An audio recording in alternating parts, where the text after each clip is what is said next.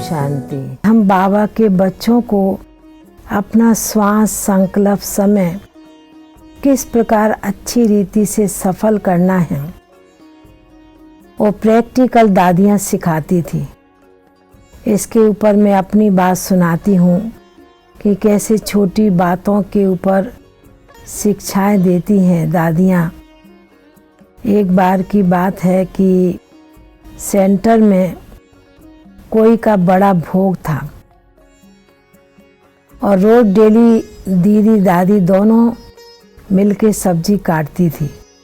हम लोग सिर्फ सब्जी रख देते थे, पर दोनों मिलके काटती थी तो दोनों की सब्जी काटना माना एक समान एक सरीका होता था।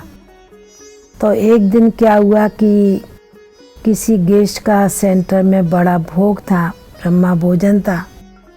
तो उस दिन दीदी दादी ने कहा कि आज आप लोग सब्जी काट लो और बाबा को भोग बनाकर भोग लगा दो।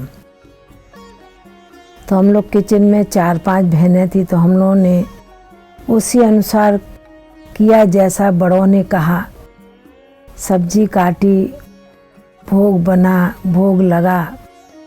उसके बाद में जो मेहमान थे वो भोजन करके चले गए। पर उस समय सेंटर पर 5-6 भाई रहते थे परमानेंट, और दादी का ऐसा लक्ष्य होता था कि सेंटर पर रहने वाले भाइयों को पहले भोजन कराया जाए। तो बहन जो निमित्त थी भोजन खिलाने के कुमारी, वो भाइयों की थाली में सब्जी डाल रही थी और डालने के साथ इतने में परदादी भोजन के पहले खुद थोड़ा चक्कर लगाती थी, छत की तरफ टेरेस की तरफ जाती थी।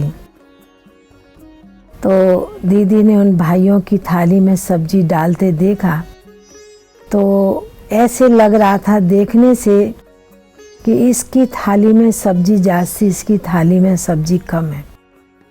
अभी आप बताइए कि किस प्रकार इसका कारण क्या हुआ होगा, जो किसकी थाली में सब्जी जास्ती लग रही, किसकी थाली में कम।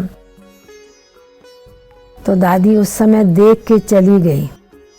फिर हम लोग की जब रात में क्लास होती थी तो कहा कि इस जगह मैं समझदार होती, भाइयों की जगह मैं होती, तो मेरे मन में संकल्प आता कि इसकी थाली में जास्ती सब्जी डाली, इसकी थाली में कम डाली है।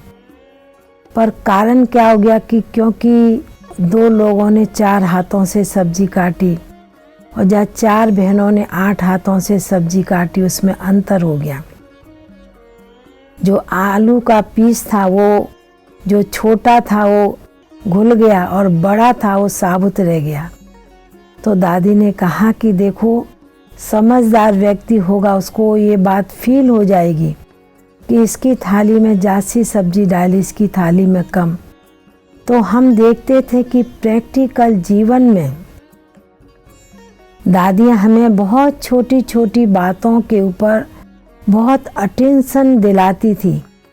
वो कहती थी कि हमारे सारे दिन की दिनचर्या में कोई भी ऐसा कर्म ना हो, कोई भी ऐसी एक्टिविटी ना हो जिससे वो किसी आत्मा को संकल्प चले, किसी आत्मा को किसी प्रकार का दुख ना पहुँचे।